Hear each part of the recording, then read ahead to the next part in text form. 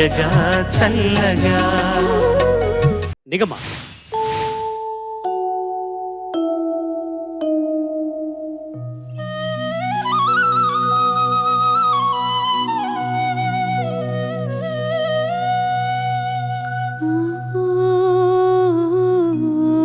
పంకజనాభ నీవు శిశుపాల జరాసుతులన్ జయించి నా వంకకు వచ్చి రాక్షస వివాహమునన్ భవదేయ శౌర్యమే యుంకువ చేసి కృష్ణ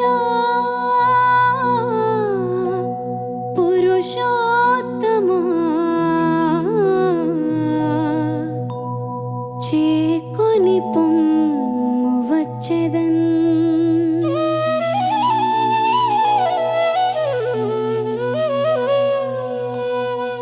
ఘనుడా భూసురుడేగెను నడుమ మార్గశ్రాంతుడై చిక్కెను.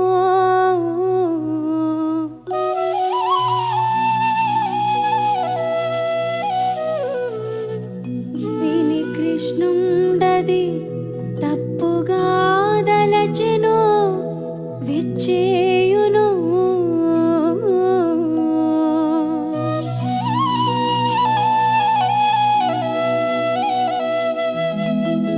ఈశ్వరుండనుకూలింపదలంచును తలపడో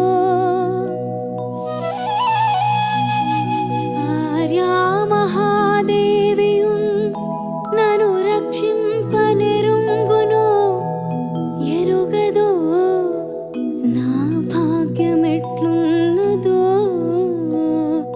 ఓ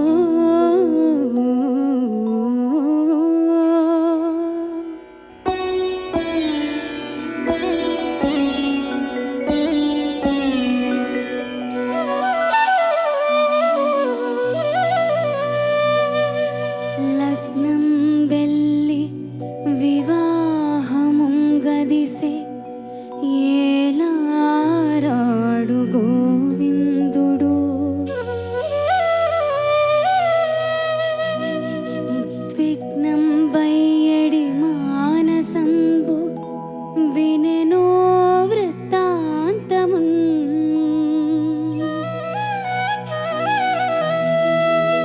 బ్రాహ్మణుండగ్నిద్యోతనుడేటికిందడసెనో యత్నంబు సిద్ధించును భగ్నంబైచనును విరించక్రతమెప్పంగిన్ ప్రవర్తించును.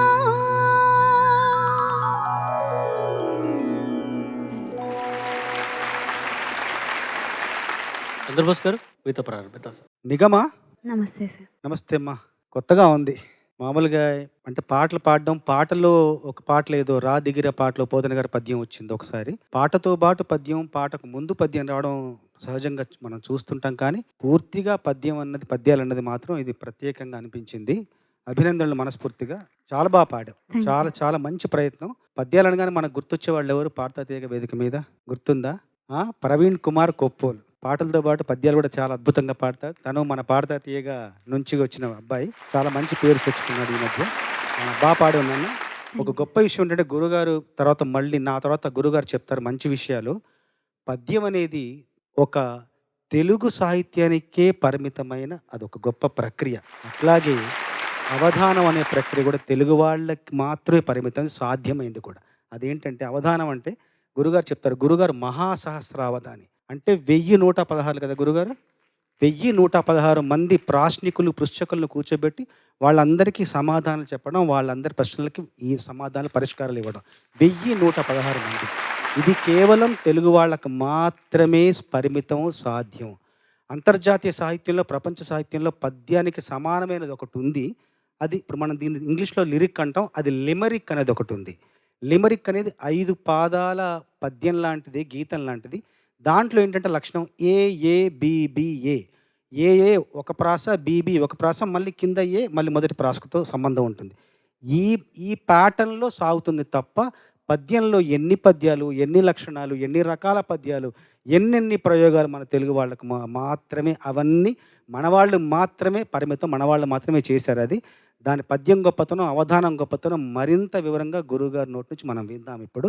మనస్ఫూర్తిగా నీకు అభినందనలు ఈ ఈ పద్యాలకు మాత్రం. సరేనా? Thank you sir. నిగమ, నమస్తే సార్. ఈ పద్యాలు మాత్రమే పాడే ప్రక్రియలో నువ్వు ఇంతవరకు పాల్గొన్నావా? ఇది ఫస్ట్ టైం ట్రై చేయడం? ఇంకొక షోలో పాడాను. నా అదృష్టం ఏంటంటే ఆ షోలో ఫైనల్స్కి బాలుగారు వచ్చారు. సో అక్కడ నేను ఫస్ట్ టైం బాలుగారి ముందు పాడుతున్నాను. ఇప్పుడు మళ్ళీ గరికపాటి గారి ముందు పాడడం చాలా అదృష్టం నాది. చూసావా, చాలాసార్లు చెబుతూ వచ్చే సిద్ధాంతాన్ని నీ అంతటి నువ్వే చెప్పావు. పాట రాణించాలంటే పాడేవాడితో పాటు వినేవాళ్ళు కలిసినప్పుడే పాట రాణిస్తుంది అన్నదాన్ని నీ నోటితో నేను అడగకుండానే చెప్పినందుకు నాకు సంతోషంగా ఉంది. చక్కగా పాడావు. ఈ పద్యాలన్నీ కూడా అభినందనలు. చక్కగా పాడావు. Thank you sir. ముందుగా ఒక మాట ఏమిటంటే, పద్యం తెలుగువారి సొంతం. నిజానికి అవధానం పూర్తిగా సొంతం. పద్యం అనేది కన్నడం ఇతర భాషల్లో ఉంది, కానీ దక్షిణాది భాషలన్నీ కలిసి ఉండి తెలుగు అన్నడం అనేటువంటి మాట ఉన్న రోజుల్లో ఉండేది అలాగా. కానీ తెలుగు పద్యంలో ప్రత్యేకత ఏమిటంటే, ఇప్పుడు నువ్వు పాడిన పద్యంలో ప్రాస అనేది నువ్వు ఏమైనా గమనించావమ్మా? అసలు ముందు పద్యాలు పాడినందుకు నిన్ను నేను అభినందిస్తున్నాను. ఎందుకంటే మా కులం వాళ్ళు ఇక్కడ ఒకరు ఉన్నారని అర్థమైంది. పద్య కులం. ఇందులో ప్రాస ఎక్కడుందో గమనించావా? ఉరికే అడుగుతున్నాను, అంత కంగారు పడద్దు. పద్యంలో ప్రాస ఉంటుంది. ఎక్కడుందో గమనించావా? నీకు తెలిస్తే చెప్పు, లేకపోతే నేను చెబుతాను. తెలీదు. అంటే జనరల్గా రాసుకుంటాను. అంటే పద్యాలు నేర్చుకునేటప్పుడు ప్రాస అది ఉంటుంది. ఇంగ్లీష్లో రాసుకుంటున్నావు ఏమిటి? కొంపతీసి లేదు లేదు, తెలుగులోనే రాసుకుంటున్నావు. పోన్లే. ఇంగ్లీష్ రాశ ఎక్కడుందంటే గమనించు. లగ్నం వెళ్ళి వివాహమున్ గదిశే ఎలా రాడు గోవిందుడు ఉద్విగ్నం వయ్యడి మానసంబు వినెనో వృత్తాంతమున్. బ్రాహ్మణుండగ్నిద్యోతనుడేటి కిందడశనో యత్నంబు సిద్ధించునో భగ్నం వైసనునో విరించి కృతము ఎవ్వంగిన్ ప్రవర్తించునో.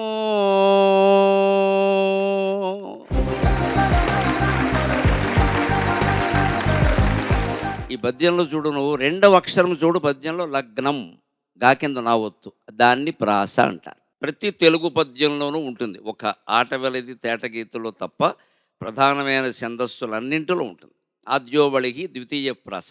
సరిగ్గా మొదటి అక్షరం ఏది వాడారో మళ్ళీ ఇప్పుడు ఇది శార్దూల పద్యం లగ్నం వెళ్ళి అనేది 13వ అక్షరం అదే ఉండాలి. అందుకే ఏలారాడు మొదటి అక్షరం లా ఉంది కదా, ఏలారాడులో లా చూడు, సరిగ్గా లాకి లాయే ఉండాలి, లేకపోతే లా దెబ్బతింటుంది అక్కడ. అలా ప్రతి పదంలోనూ, ప్రతి పద్యంలోనూ, ప్రతి పాదంలోనూ మొదటి అక్షరం 13వ అక్షరం ఒకటే పెట్టుకుంటూ మళ్ళీ అందులో రెండవ అక్షరం జ్ఞా ఉంటే జ్ఞాయే, గా కింద నావద్దు. ఇటువంటి వాటిని దుష్కర ప్రాసలు అంటారు. చెప్పడం కష్టం. 4 పాదాలు లగ్నం, భగ్నం, ఉద్విగ్నం, అగ్నిద్యోతనుడు. అసలు నిజం చెప్పాలంటే ఈ మొత్తం పద్యం అంతా అగ్నిద్యోతనుడు కోసం వచ్చింది. ఆయన పేరు ప్రాసలో పెట్టాలంటే లగ్నంతో మొదలెట్టాడు పోతన గారు. లగ్నం, పైగా లగ్నం అంటే శుభలగ్నం, ముహూర్తం, చాలా మంచిది. అది తెలుగు పద్యానికి చాలా అందాన్ని చేకూర్చింది. సంస్కృతంలో యతిప్రాసలు లేవు. ఈ శ్లోకాలు ఈ పద్ధతిలో శార్దూల మత్యభాలు సంస్కృతంలో కూడా ఉన్నాయి, కానీ యతిప్రాసలు లేవు. ఈ ప్రతి పాదంలోనూ యతి నియమం పాటిస్తూ ప్రతి పద్యంలోనూ 4 సార్లు అదే అక్షరం ఉపయోగిస్తూ తెలుగు జాతి ఇప్పటికీ నన్నయ్య నుండి నా వరకు కొన్ని లక్షల కోట్ల పద్యాలు అందించింది జాతి. అటువంటి పద్య ప్రక్రియలో నేను భాగస్వామి కాగలగడం నా అదృష్టంగా భావిస్తున్నాను. అవధానం అంటే ప్రత్యేకించి మహాసహస్ర అవధానం అంటే, అష్టావధానం అంటే 8 మంది ఉంటారు, వారు 8 ప్రశ్నలు వేస్తారు. నిషిద్ధాక్షరి, సమస్య, దత్తపది, వర్ణన, ఇవి 2 గంటల్లో పూర్తవుతుంది సుమారుగా. అదే శతావధానం అయితే 100 మంది ఉంటారు. సమస్యల 25, దత్తపదుల 25, వర్ణనల 25, ఆశువుల 25 ఉంటాయి. అది 2 రోజులు లేదా 3 రోజుల్లో పూర్తవుతుంది. కానీ భగవంతుల దేవాల నేను చేయగలిగింది మహాసహస్ర అవధానం. అది 25 రోజులు పట్టింది పూర్తిగా.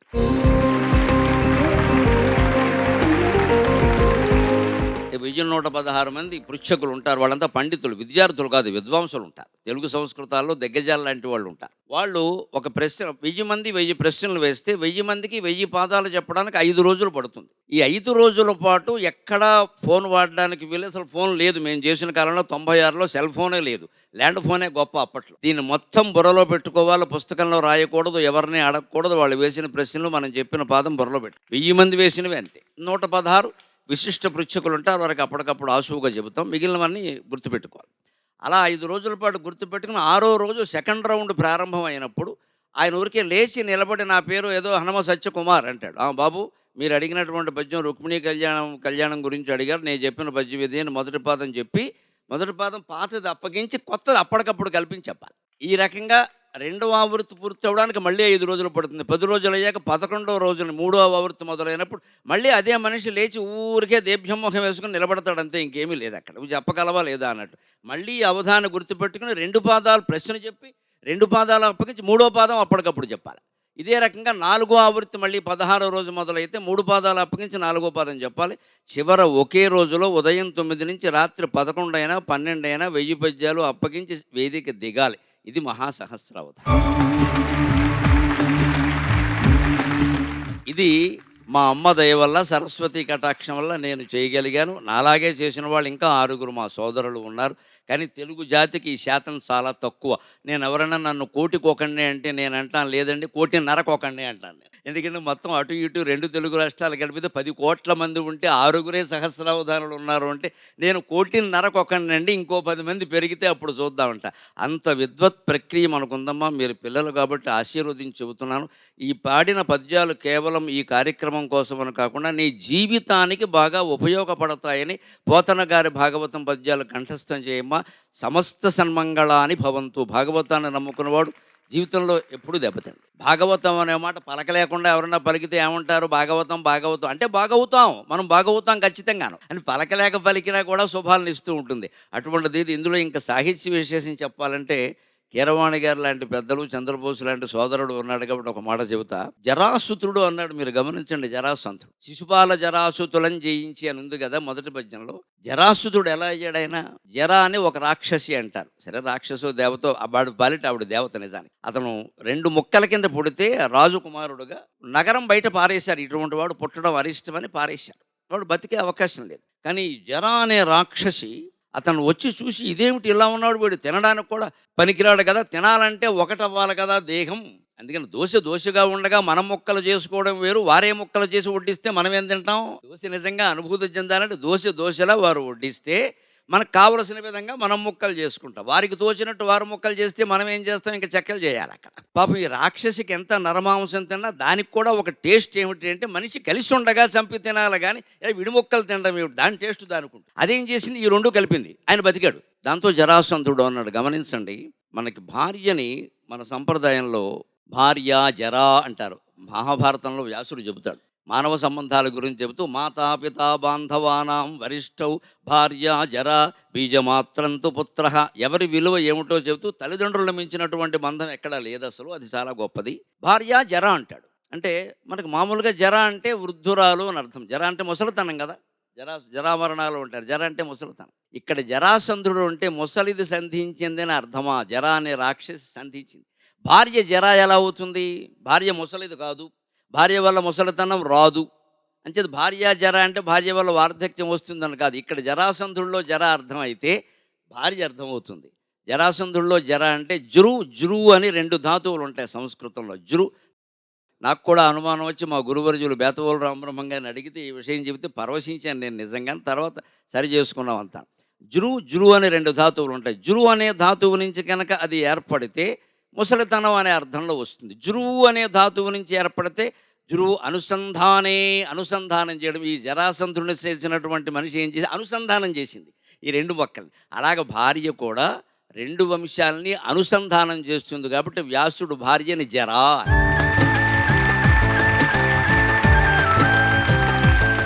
అంతవరకు ఆ ఇంటి పేరు ఆవిడది ఏదో వేరు, ఈవిడిది వేరు. ఆవిడ 25 ఏళ్ళు ఎక్కడో పెరిగింది, ఈయన 25 ఏళ్ళు ఎక్కడో పెరిగాడు. ఈ 2 వంశాలని అనుసంధానం చేసి అక్కడి నుంచి పుట్టిన పిల్లలు వాళ్ళని తాతగారు అంటున్నారు, వీళ్ళని తాతగారు అంటున్నారు, ఉభయ వంశాలను ఉద్ధరిస్తున్నారు. ఆ రకమైన అనుసంధానం చేయడం వల్ల జర అనేటువంటిది వచ్చింది. జురు అనే 2 ధాతువుల మధ్యలో తేడా పాండిత్యపరమైంది కాబట్టి నేను చెప్పాలి. ఇంకొక మాట ఇక్కడ గమనించండి. రుక్మిణీదేవి ఎవరమ్మా, ఎవరి అంశ? పెద్దల ద్వారా ఎప్పుడైనా విన్నావా? రుక్మిణీదేవి ఎవరు? ఆవిడ జన్మ ఎత్తక ముందు ఎవరు? సాక్షాత్ లక్ష్మీదేవి. విష్ణువు కృష్ణుడుగా పుట్టాడు కాబట్టి లక్ష్మీదేవి ఎప్పుడు ఆవిడకి నిత్యానపాయనే అని పేరు. ఆయన రాముడిగా పుడితే ఆవిడ సీతగా పుడుతుంది. ఆయన వరాహస్వామిగా పుట్టిన ఆవిడ లక్ష్మీదేవిగా వచ్చి ఒళ్ళో కూర్చుంటుంది. ఎందుకంటే ఆవిడకి అనుమానం కూడా ఇంకెవరన్నా కూర్చుంటారేమో అని. ఎందుకంటే ఈయన శివుడు కాదు కదా, కృష్ణుడు కదా, ఈయనతో కొన్ని ఇబ్బందులు ఉంటాయి. అందుకని ఆవిడ దిగొచ్చింది. ఇక్కడ రుక్మిణీదేవిగా పుట్టింది. కానీ ఆవిడ ఎవరిని ప్రార్థిస్తుందమ్మా? 2వ పద్యంలో గమనించు. ఘనుడా భూసురుడే గెనో నడుమ మార్గశ్రంతుడై చిక్కెను విని కృష్ణుండిది తప్పుగా తలచెనో విచ్చేసెనో ఈశ్వరుండను కోలింపదలంచునో తలపడో ఆర్యా మహాదేవియున్నను రక్షింపనిరుంగునో ఎరుగదో నా భాగ్యం ఎట్లున్నదో. ఆందోళన కలిగినప్పుడు ఎప్పుడైనా సరే యువతరం సీలింగ్ ఫ్యాన్ కేసు చూడడం మానేసి అమ్మవారి పాదాల కేసు చూడండి అమ్మ, దేశంలో ఆత్మహత్యలన్నీ ఆగిపోతాయి. ఐఐటి విద్యార్థుల కోసం చెబుతున్నా, చాలామంది వింటున్నారు. ఏది మీకు ఉద్యోగ జీవితంలో, సంసార జీవితంలో ఎక్కడ ఏది ఇబ్బంది వచ్చినా ఏమైపోతుందని ఆలోచించకండి. ఏమీ కాదు భగవంతుడు తలుచుకుంటే. ఇప్పుడు సాక్షాత్ లక్ష్మీదేవి అమ్మవారిని ప్రార్థించింది. ఆర్యా మహాదేవి అంటే లలితా పరాభట్టారిక. ఆవిడ ఏమంటుంది? ఈశ్వరుణ్ణి అనుకూలింపదలించును. ఈశ్వరుడు ఎవరు? ఆవిడ భర్తే కదా. అందుకని ఆయన అనుకూలించాడో లేదో అంటూనే ఆర్యా మహాదేవియన్ నన్ను రక్షింపనిరుంగునో ఎరుగదో అంటే రక్షించమని అడగడంలో ఆవిడకు నమ్మకం ఏమిటంటే, ఈ ఈశ్వరుడికి ఇష్టం లేకపోయినా అమ్మవారైనా చెబితే నన్ను బ్రవమని చెప్పవే సీతమ్మ తల్లి అన్నట్టుగా చెబితే రక్షిస్తాడు కదా. అందుకని అమ్మవారు కూడా ఆడది కదా, ఎంత అమ్మవారైనా ఆడదే కదా, నేను ఆడదాన్ని కదా, అడుగుతున్నాను కదా. ఆ రకంగా రక్షణ కోరుతూ మన ఇంట్లో పూజా విగ్రహాలకే పాదాభివందనం చేసి అడిగితే 24 గంటల్లో మీ జీవితాల సమస్యలన్నీ పరిష్కారం అవుతాయేమో నేను అనుభూతి చెంది చెబుతున్న అనుమానం వెళ్ళేది. ఇది అంత గొప్పది భగవద్భక్తి. అది ఈ పద్యంలో ఉంది. సాక్షాత్ లక్ష్మీదేవి కూడా లలితాదేవిని ప్రార్థించింది. ఇక 3వ దాంట్లో విశేషం ఏమిటో తెలుసా? లగ్నం వెల్లి అన్నారు. ఎవరైనా నాకు చెప్పండి ఎల్లి అంటే ఏమిటో? ఎల్లి లగ్నం వెల్లి, వివాహమున్ గదిసి. ఎల్లి అంటే ఏమిటి? ఇది ఇంకో చోట బాగా ప్రసిద్ధమైంది. ఎల్లి రణంబె గుర్చెదవు ఏర్పడదెల్పుము కౌరవేశ్వరా చెల్లియో చెల్లకు తమకు చేసిన ఎగ్గులు శైచిరందరం తొల్లి గతించి నేడు నను దూతగ పంపిరి సంధిసేయ ఈ నీ పిల్లలు పాపలు ప్రజలు పెంపు వహింపక పొందు చేసేదో ఎల్లి రణంబు గూర్చెదవో ఏర్పడదెల్పుము కౌరవేశ్వర.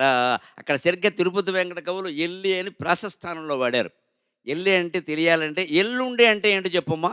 రేపు కాకుండా అంతే కదా. అంచేత ఎల్లి అంటే రేపు. ఓ, ఎల్లి అంటే రేపు. లగ్నం వెళ్ళి రేపే ముహూర్తం అని. ఓకే. లగ్నం వెళ్ళి ఎల్లి అంటే రేపు. ఎల్లుండి అంటే ఎల్లి తర్వాత ఉండే రోజు ఎల్లుండి. అది తెలుగు భాష ప్రత్యేకత. ఎల్లి అంటే ఇదేదో వెళ్ళి పలకడం చేతకాక ఎల్లి అనడం కాదు. ఇది వెళ్ళి పలకడం చేతకంతం ఎల్లు అంటారు. అది కాదు ఇక్కడ. అది చేతకాక మాట్లాడే మాట. ఇది చేతనే చేసే ప్రయోగం. ఎల్లుండి అర్థమైతే ఎల్లుండి అంటాం మనం. డే ఆఫ్టర్ టుమారో అనడానికి ఎల్లుండి అంటారు కదా. ఎల్లి ఉండి. ఎల్లి అంటే రేపు, రేపు ఉంటే ఎల్లుండి వస్తుంది కదా, అంచేత ఎల్లుండి అయింది. ఇది అలా భాషలో పదాలు ఏర్పడతాయి. ఎవడూ పుట్టించకపోతే పదాలు ఎలా పుట్టే వేరే వాడుకో వేరతాడని.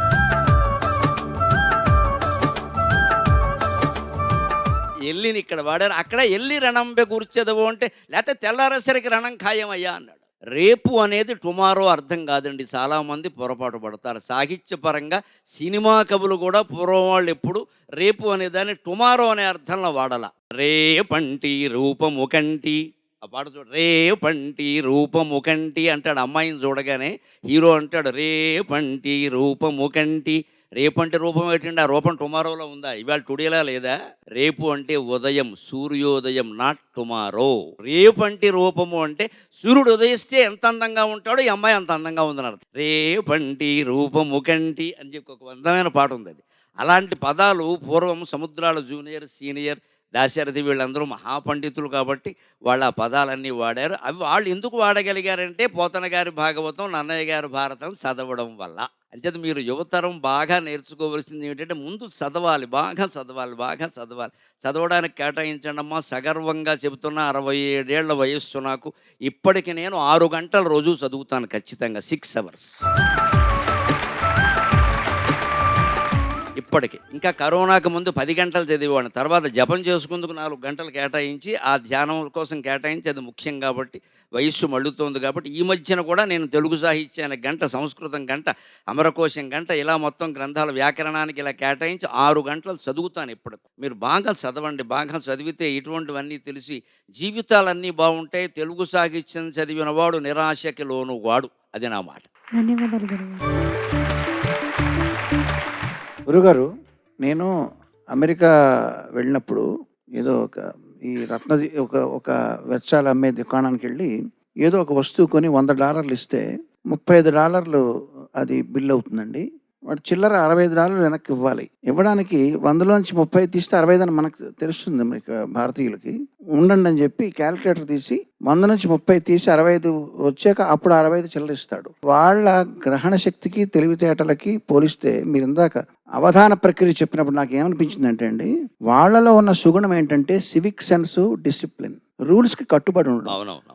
ఆ సుగుణానికి మన తెలివితేటలు, మన ప్రతిభ జోడిస్తే గనక భారతదేశాన్ని కొన్ని యుగాలు మారినా ఎవ్వరూ కూడా అధిగమించలేరు అన్న సత్యం నాకు అనిపించిందండి. వివేకానందుడు చెప్పిన మాట అదే.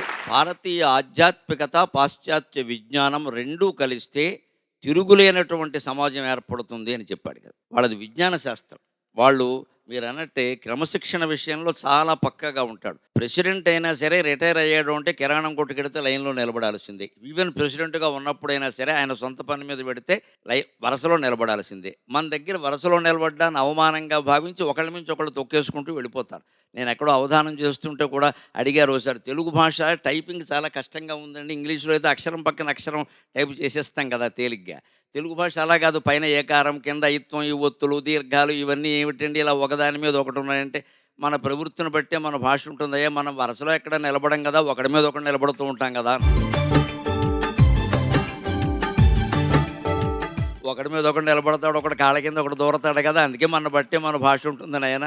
పైగా ఇంకో లక్షణం కూడా ఉంది మన భాషకి. మన భాషలో మీరు గమనించండి, తెలుగు పదం మీరు ఏది ఇతర భాషా పదం ఏది గమనించడం చాలా తేలికమ్మా, అంత కష్టపడక్కల. తెలుగు పదాల్లో ఎప్పుడు ఒక అక్షరం కింద అదే ఒత్తు ఉంటుంది. ఆ ఒత్తు కాకుండా వేరే ఒత్తు ఉందంటే ఖచ్చితంగా అది వేరే భాషది. అది లేక అక్క, చెక్క, అమ్మ, పుల్ల, గల్ల, అలా ఖచ్చితంగా లా కింద లావొత్తు, యా కింద యావొత్తు, బా కింద బావొత్తు ఉంటే అది తెలుగు మాట. తెలుగులో ద్విత్వాలే తప్ప సంయుక్తాలు లేవు. ద్విత్వం అంటే ఒక అక్షరం కింద అదే ఒత్తు ఉండడం, సంయుక్తం అంటే ఒక అక్షరం కింద వేరే ఒత్తు ఏదన్నా ఉండడం. వర్తమానం అన్నారనుకోండి, రా కింద తావొస్తుంది. అది సంస్కృతం నుంచి తెలుగులోకి వచ్చింది, తెలుగు మాట కాదు. అది ఖచ్చితంగా చెప్పేసి వెంటనే దగ్గర. ఇది కూడా ఓసారి ఇలా ఎందుకు ఉంటుంది అంటే నేను చెప్పాను సరదాకంటే, మన అక్షరాల కింద మన ఒత్తులే ఎందుకు ఉంటాయండి అన్నారు. మన వాళ్ళని మనమే తొక్కేయడం మనకు బాగా అలవాటు కదా. మన వాళ్ళని పైకి రానియం కదా, వేరే వాడిని తొక్కే ధైర్యం మనకెక్కడదండి. మన వాళ్ళని మనమే తొక్కేస్తాం. అందుకే కాకింద కావద్దు, చాకింద చావద్దు అంత పడ్డమే. ఇలాంటివన్నీ చమత్కారాలు ఎందుకు అంటే భాష పట్ల ఆసక్తి కలిగేలా చేయడానికి. ఒక మాట చెబుతాను, రుక్మిణీ కళ్యాణం కాబట్టి నేను అవధానం చేస్తూ, ఆడపిల్లకి పెళ్లి కాకపోతే మన సమాజంలో రుక్మిణీ కళ్యాణం పారాయణ చేయించి చేస్తారు. ఖచ్చితంగా పెళ్లి జరిగినటువంటి సందర్భాలు చాలా ఇప్పటికీ సంప్రదాయం చోట జరిగే సామూహికంగా చేయిస్తారు పారాయణ. రుక్మిణీ కళ్యాణం చేయించి అందరికీ ప్రసాదం పంచి పెడతారు. అందులోనైనా సరదాగా అడిగా, రుక్మిణీ కళ్యాణం చదివితే పెళ్ళి అవుతుందంటారు, నిజమేనా అన్నారు. అవుతుంది, అందులో అయినట్టే అవుతుంది అన్నారు. చలోక్తులు సూక్ష్మంగా పరిశీలిసి అందులో అయినట్టే అవుతుంది. మరి అంటే అలాగా రుక్మిణీ కళ్యాణం అంటే కదా, తల్లిదండ్రులు నిర్ణయించిన వరుడు వేరు, ఆవిడ పెళ్లి చేసుకున్నవాడు వేరు. అందుకని అలా అయితే అవుతుంది, లేకపోతే కాదు. కానీ రుక్మిణీ కళ్యాణం గుర్తుపెట్టుకుంటే లక్షల మంది వింటున్నారు కాబట్టి పెళ్ళి అవ్వడానికి కాదండి, కాపురాలు నిలబడడానికి రుక్మిణీ కళ్యాణం చదవాలి.